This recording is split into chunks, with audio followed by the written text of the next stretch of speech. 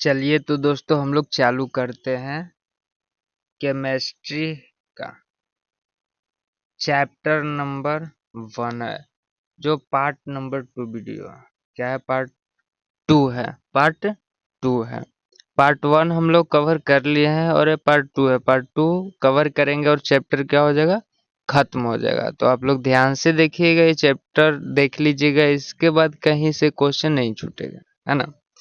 तो आप देखिए कितना बढ़िया से सरल भाषा में समझाया जाता है और लिखा गया है कि क्या क्या होता है और क्या नहीं होता है। चलिए तो हम लोग वीडियो स्टार्ट करते हैं, है ना?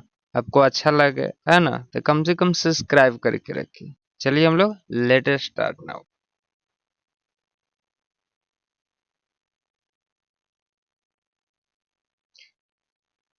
6 नंबर तक हम लोग देख लिए थे कि किस किस तरह का रिएक्शन है। अब 7 नंबर रिएक्शन देखते हैं कि किस तरह का रिएक्शन है।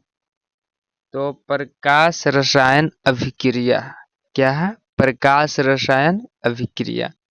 प्रकाश रसायन अभिक्रिया होता क्या है, इसके बारे में हम लोग देखेंगे। जैसा कि आप लोग बायोलॉजी में पढ़े होंगे कि प्रकाश रसायन अभिक्रिया क्या होता है। तो बायोलॉजी में आप लोग पढ़े होंगे क्या कि प्रकाश संश्लेषण। प्रकाश संश्लेषण क्या होता है? प्रकाश संश्लेषण के बारे में, है ना? तो उसमें प्रकाश की उपस्थिति में क्या होता है कि पेड़ पौधा भोजन अपना बनाता है, तो एक रिएक्शन उसमें दिया रहता है ना?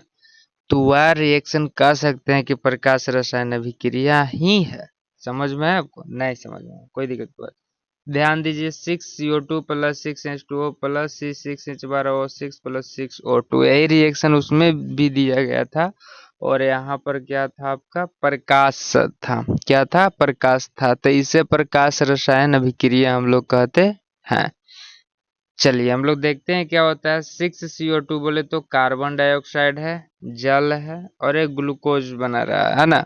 ग्लूकोज के फॉर्म में अपना भोजन बनाता है और प्रकाश संश्लेषण में ऑक्सीजन मुक्त करता है जो जीव जंतुओं के लिए लाभदायक होता है।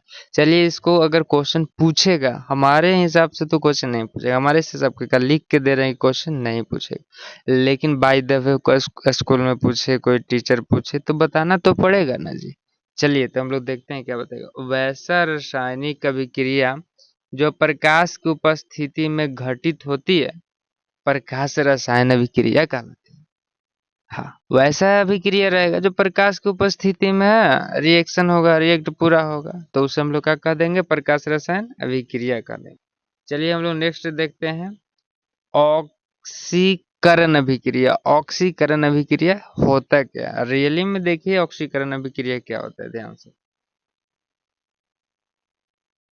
ऑक्सीकरण अभिक्रिया क्या होता है कि या तो आप किसी भी में ऑक्सीजन को जोड़ दीजिए या तो हाइड्रोजन का निष्कासन कर दीजिए, या तो हाइड्रोजन का क्या कीजिए? निष्कासन करिए। कहने का मतलब ऐसा रिएक्शन जिसमें हाइड्रोजन जुट रहा है या हाइड्रोजन का हो रहा है, ये प्रतिफल के रूप में मिल रहा है। कहने का मतलब निष्कासन हो रहा है, अभिक्रिया होने के बाद हाइड्रोजन गैस मिल रहा है। तो इस तरह के अभिक्रिया को हम लोग ऑक्सीकरण अभिक्रिया कहेंगे। देखिए ध्यान से, C+O2, तो CO2 ऑक्सीजन जुट रहा है। एक ऐसा भी रिएक्शन ले सकते हैं जिसमें से हाइड्रोजन निकलेगा, तो उसे हम लोग क्या कह देंगे? ऑक्सीकरण अभिक्रिया। जैसा देखिए डिफिनेशन में क्या लिखेंगे। ऑक्सीकरण वैसी रासायनिक अभिक्रिया है जिसमें किसी तत्व या यौगिक से ऑक्सीजन का संयोग या किसी यौगिक से हाइड्रोजन का निष्कासन होता है। अभी अभी हम लोग ने बताया ऑक्सीजन का योग होगा या हाइड्रोजन का निष्कासन होगा। चलिए अब हम लोग नेक्स्ट देखते हैं रिएक्शन, है ना?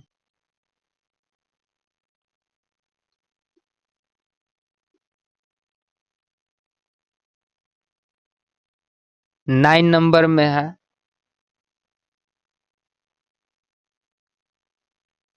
अवकरण अभिक्रिया। अवकरण अभिक्रिया क्या होता है भाई? ध्यान से देखिएगा, अवकरण अभिक्रिया होता क्या है, किसे कहते हैं? तो अवकरण अभिक्रिया क्या होता है, बहुत ही ध्यान से सुनिएगा। अवकरण अभिक्रिया में जस्ट उल्टा होता है ऑक्सीकरण का। ऑक्सीकरण में हम लोग क्या देखे? ऑक्सीकरण में देखे थे ऑक्सीजन का जुटना, ऑक्सीजन का ऑक्सीजन का, रुकिए थोड़ा सा, हाँ हम लोग क्या देखे थे, ऑक्सीजन का जुटना या हाइड्रोजन का निष्कासन होना, या हाइड्रोजन का निष्कासन होना, यही देखे थे। इसमें सेम उल्टा होता है, क्या होता है, इसमें हाइड्रोजन जुटे लगेगा और ऑक्सीजन क्या होगा, निष्कासन होगा, तो उसे हम लोग कहेंगे अकरण अभिक्रिया। बात समझ में आया? क्या कहेंगे, अकरण, बोलिए बोलिए क्या कहेंगे, अकरण अभिक्रिया कहेंगे। चलिए जैसे देख लीजिए हाइड्रोजन जुट रहा, अभी अभी बोले हाइड्रोजन जुटेगा या ऑक्सीजन बाहर निकलेगा, उसी को हम लोग क्या कहेंगे, अकारण अभिक्रिया। H2 + Cl2 तो क्या बना देता है, 2HCl। चलिए अकारण वैसी रासायनिक अभिक्रिया है जिसमें किसी तत्व या यौगिक के साथ, किसी तत्व या यौगिक के साथ हाइड्रोजन का संयोग, हम लोग बदले हाइड्रोजन के क्या होगा, संयोग है होगा, या किसी यौगिक से ऑक्सीजन का निष्कासन, या किसी यौगिक से ऑक्सीजन का क्या होगा, निष्कासन होगा, तो हम लोग उसे कह देंगे अकारण अभिक्रिया। क्या कह देंगे, अकारण अभिक्रिया कह देंगे। चलिए हम लोग नेक्स्ट देखते हैं, ऑक्सीकरण और अवकरण अभिक्रिया। ऑक्सीकरण और अभिकरण अभिक्रिया क्या होता है, अभी हम लोग देखे अलग अलग ऑक्सीकरण और अवकरण। अगर दोनों अभिक्रिया कहीं साथ साथ हो, ऑक्सीकरण भी हो क्या हो, अवकरण भी हो, तो उसे ऑक्सीकरण अवकरण अभिक्रिया कहते हैं। बात समझ में, नहीं समझ में? देखिए ऑक्सीकरण एवं अवकरण अभिक्रिया एक विशेष प्रकार की रासायनिक अभिक्रिया है जो सदैव साथ साथ होती है। ये रेडॉक्स अभिक्रिया भी कहते हैं, है ना।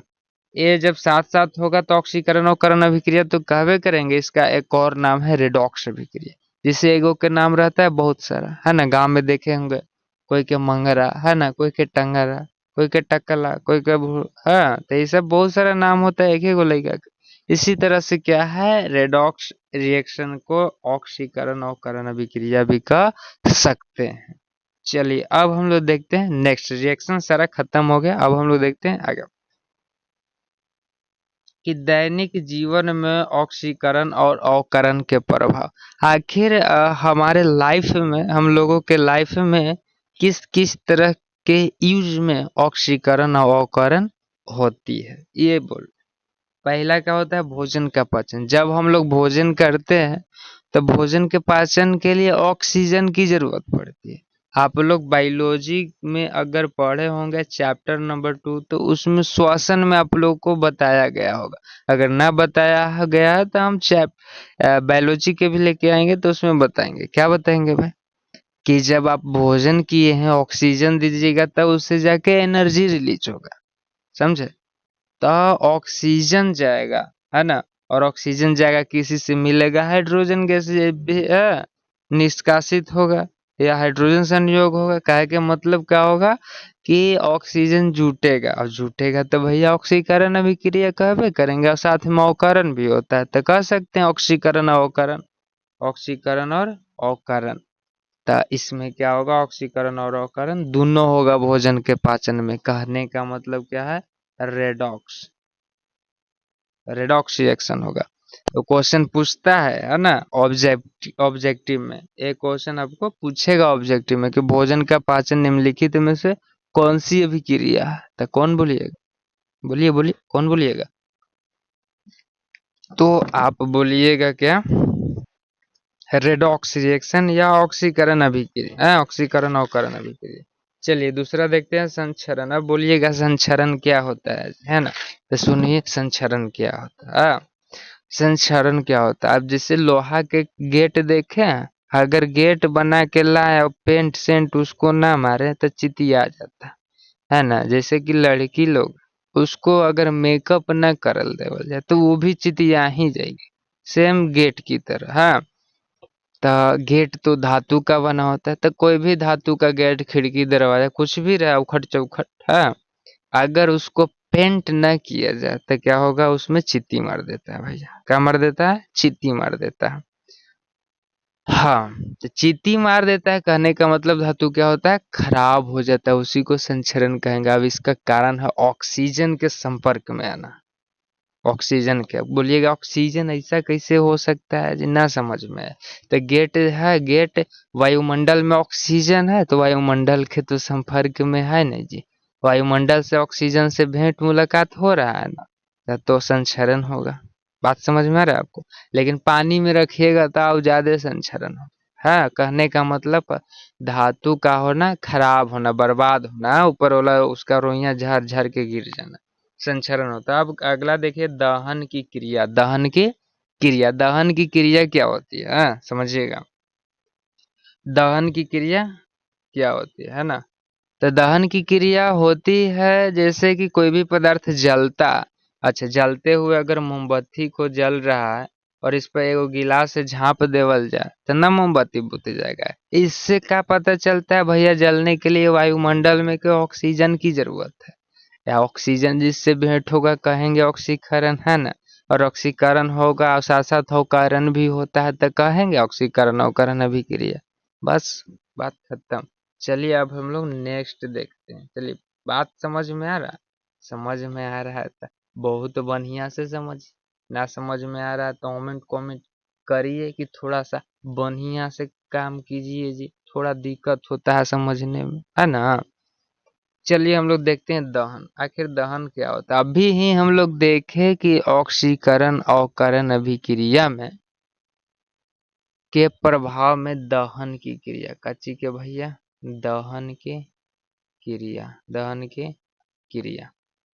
तो वही देख रहे हैं हाँ, कि दहन आखिर रियली में होता क्या है, किसे कहते हैं, क्या होता है इसमें, हाँ?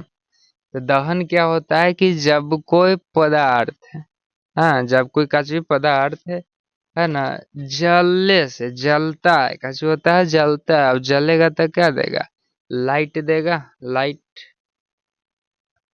और काची देगा प्लस में, उष्मा देगा। हाँ, उष्मा, जैसे आग तापते हैं आप लोग ठंडा में ना, तो किसी किसी को जलाते हैं ना आग को, तो क्या देता है, हीट भी देता है और लाइट भी देता है,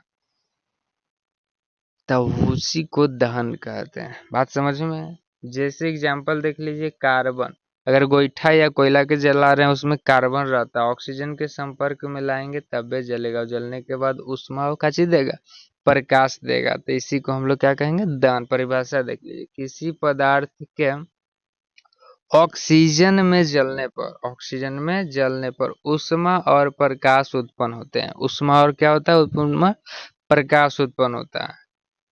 जलने की इस क्रिया को क्या कहते हैं भैया, दहन कहते हैं, है ना? अब हम लोग देखेंगे दहनशील या ज्वलनशील क्या होता है।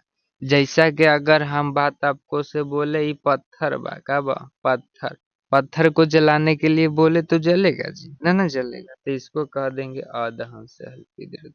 यही गोईठा बा, काची बा, गोईठा, गोईठा को जलाने के लिए कहे तो जलेगा जी, बहुत बढ़िया से जलेगा, तो इसको दहनशील पदार्थ कहेंगे। कहने का मतलब है ना बउआ, कि जौवन जौवन पदार्थ जलेला तो उसको हम लोग दहनशील पदार्थ कहेंगे, और जौना जौना पदार्थ ना जली तो ओकरा हम अदहनशील पदार्थ कह दें। समझ में आयल बातिया? चलो, समझ गेला, बहुत बढ़िया। दहन में जो पदार्थ जलता है उसे दहनशील कहते हैं, है ना, या ज्वलनशील कहते हैं। अच्छा, बात समझ में आ गया। जैसे गोईठा हो जाएगा, गैस हो जाएगा, कोयला हो जाएगा, एग्जाम्पल में यहाँ मेंशन कर लीजिए। चलिए अब हम लोग देखते हैं अदहनशील या अज्वलनशील क्या होता है ना?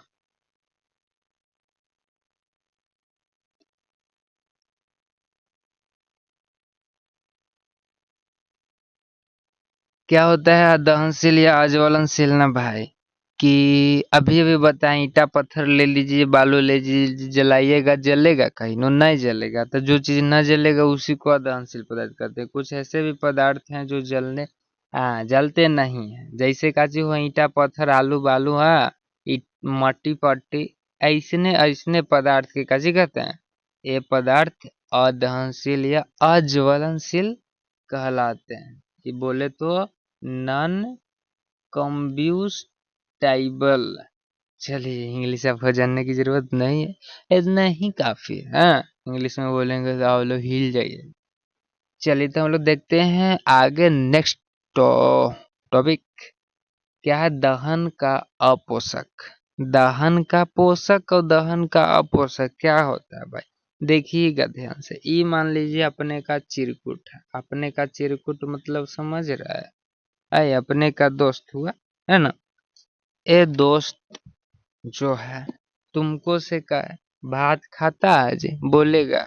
रोटी खाता है जी, बोलेगा। बोले मट्ठी खाता है, जिंदा है नहीं, लइके में ही खाते थे, अभी नहीं ना खाता। बोले ईंटा खाता है जी, नहीं खाता।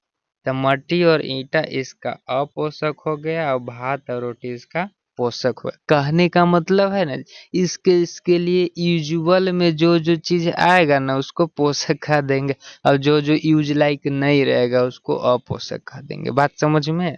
चलिए ना, समझ में आता ही है, देखिए, है ना। द हाँ, अपोषक।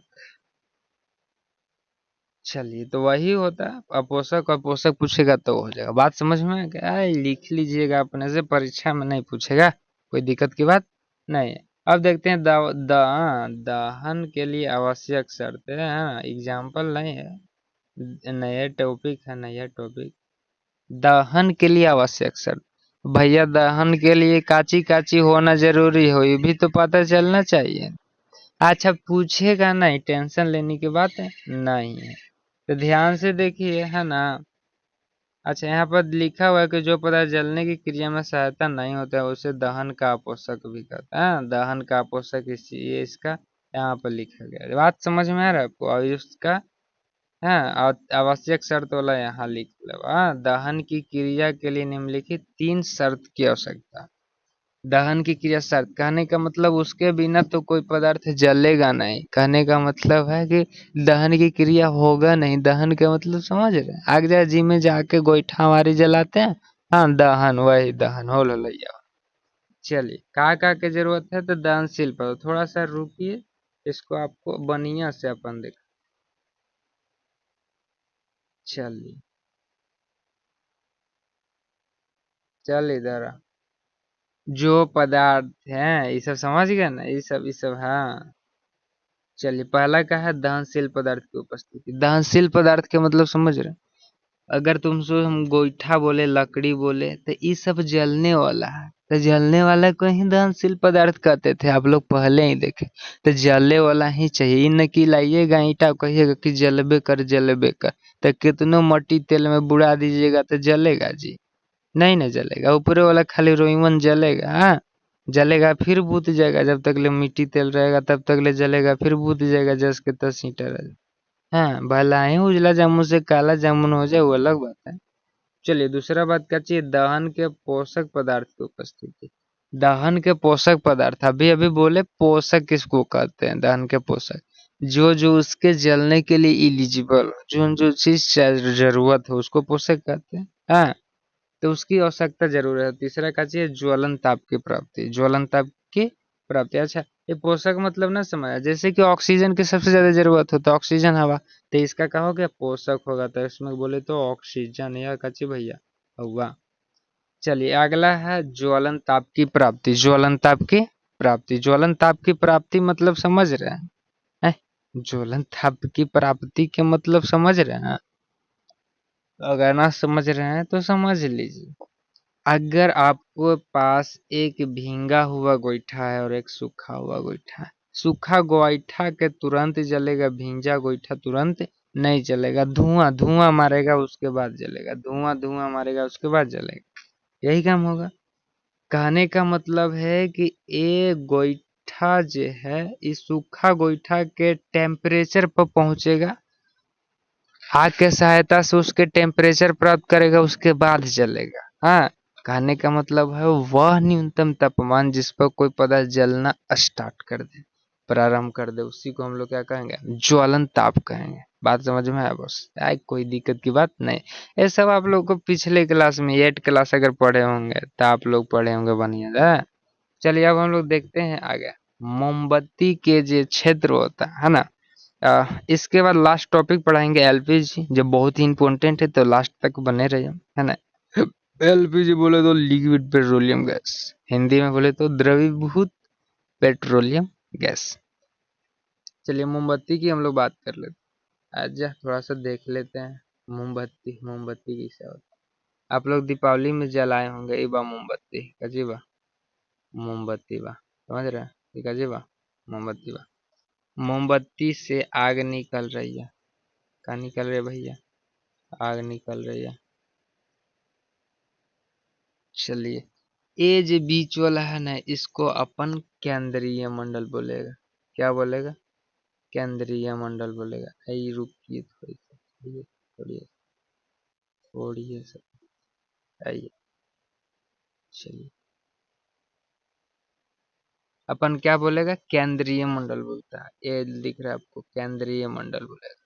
इसको क्या बोलेगा? केंद्रीय मंडल। इसके जो बगल वाला ये जो लेयर हुआ, इसको प्रकाशमान मंडल बोलेगा अपन, प्रकाशमान मंडल। और इसको बोलेगा, इसको क्या बोले? आई आई लास्ट वाला मंडल है। क्या मंडल है? ध्यान से देखिए, क्या इसको बोलेगा? इसको बोलेगा प्रकाशहीन मंडल। अब तीनों में होता क्या है भैया, वो देख लेते हैं, है ना। ध्यान से देखिए, ध्यान से। कैसे देखिएगा? ध्यान से देखिए। इस समझ में आ गया किधर किधर क्या होता है? चलिए तो चलिए, ऐसे समझ में आ गया। हम लोग बारी बारी से देख लेते हैं। अभी अभी बोले कि तीन क्षेत्र होता है केंद्रीय मंडल। जो सबसे अंदर जो रहता है उसको कहते हैं केंद्रीय मंडल। जो ब्लैक ब्लैक कलर का रहेगा आपको, है। ध्यान से देखिएगा। नहीं नहीं, थोड़ा सा नीला भी रहता है, वहां जलता है ब्लैक कलर के ऊपर। कहे के मतलब क्या है कि यह नीला होता है। इसमें बिना जले हुए मोम के वाष्प रहते हैं। सबसे अंदर है तो भैया कैसे जलेगा? ऑक्सीजन तो भेंट कर रहा है पहला ही वाला से ना, अंदर जाएगा थोड़ी थोड़ी। जितना ऑक्सीजन है सब बाहरी ले रहा है ना। यह बत्ती को घेरे रहता है। इसमें दहन की क्रिया नहीं होती, क्योंकि वाष्प ऑक्सीजन के संपर्क में नहीं आ पाता। अभी बोले ऑक्सीजन तो सब बाहरी वाला खा गया, भीतरे कहाँ से जाएगा? इसलिए इस भाग को क्या कहते हैं? अदहन का क्षेत्र भी कहा जाता है। ज्वाला के इस क्षेत्र का ताप सबसे कम रहता है। क्या रहता है भाई? सबसे कम, बहुत कम। अब जलवे नहीं करेगा तो कम ही न ताप रहेगा जी, है ना। चलिए नेक्स्ट देखते हैं, प्रकाश मंडल। इसमें ऑक्सीजन की अपर्याप्त आपूर्ति के कारण मोम का वाष्प अपूर्णदन होता है। पूरा पूरा इसमें भी प्राप्त नहीं होता है, ये मीडियम वाला है। जैसे मोमबत्ती देखा है, तीन गो क्षेत्र बना है, एगो दूगो और तीन गो, है ना। ऐसे ऐसे बनल रहेगा, तो ये केंद्रीय हो। तो बाहरी सब ले रहा है तो तनिए मनी न मिलेगा। तो इसी को कह रहे हैं प्रकाशमान मंडल। ये सबसे बड़ा क्षेत्र होता है। कलर कैसा होता है? पीला प्रकाश।